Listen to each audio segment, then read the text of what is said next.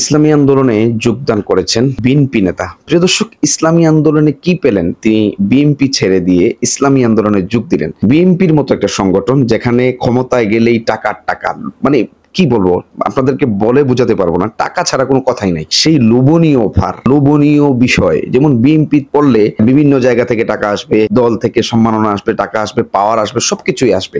কিন্তু তিনি বিএনপি ছেড়ে দিয়ে ইসলামী আন্দোলন অর্থাৎ পীর সাহেব চরমনাইর সংগঠনে কেন যোগদান করলেন? বিএনপি থেকে ইসলামী আন্দোলনে যোগদান করা অনেক ব্যাপার স্যাপার। এই সংগঠন করলে টাকা পাবে না, এই সংগঠন করলে পাওয়ার পাবে না, এই সংগঠন করলে চাঁদাবাজি করতে পারবে না, এই সংগঠন করলে টেন্ডারবাজি করতে পারবে না।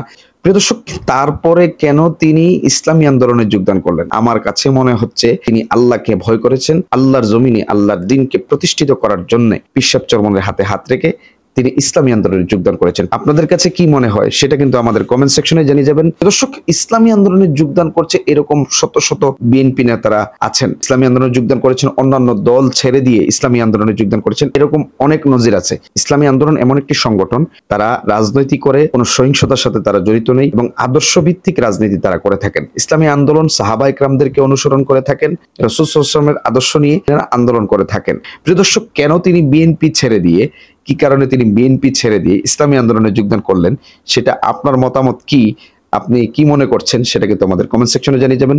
তার আগে ভালো থাকবেন, সুস্থ থাকবেন। অবশ্যই দেখা হবে আবার নতুন কোনো বিষয়ভিত্তিক ভিডিও নিয়ে। আসসালামু আলাইকুম ওয়া রাহমাতুল্লাহি ওয়া বারাকাতুহু।